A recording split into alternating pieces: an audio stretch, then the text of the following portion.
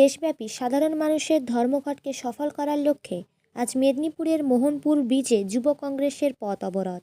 কৃষক বিরোধী কৃষি আইন বাতিলের দাবিতে, লকডাউনে কাজ হারানো মানুষদের আর্থিক সাহায্যের দাবিতে এবং রাজ্য ও কেন্দ্র সরকারের দমনপীড়ন ও সাম্প্রদায়িক রাজনীতির প্রতিবাদে অবরোধ চলে। পরে পুলিশ এসে জোরপূর্বক অবরোধ তুলে দেয়।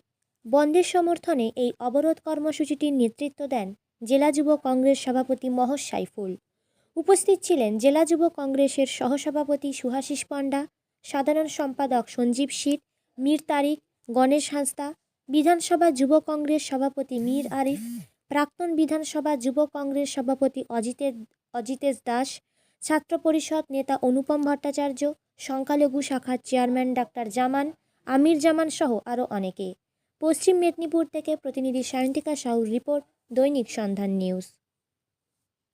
কৃষক বিরোধী কৃষি আইন প্রত্যাহারের দাবিতে আজ ফের হরতাল। পুলিশ জ্বালিয়ে সাধারণ মানুষের হরতাল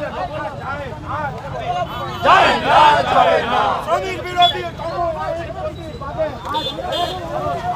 আজ চলবে। বন্দে মাতরম।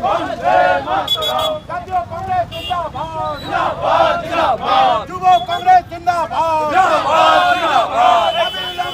জাতীয় শিক্ষানীতি প্রত্যাহার করতে হবে। বন্দে মাতরম। জাতীয় কংগ্রেস জিন্দাবাদ। কৃষক বিরোধী আইন মানছি না।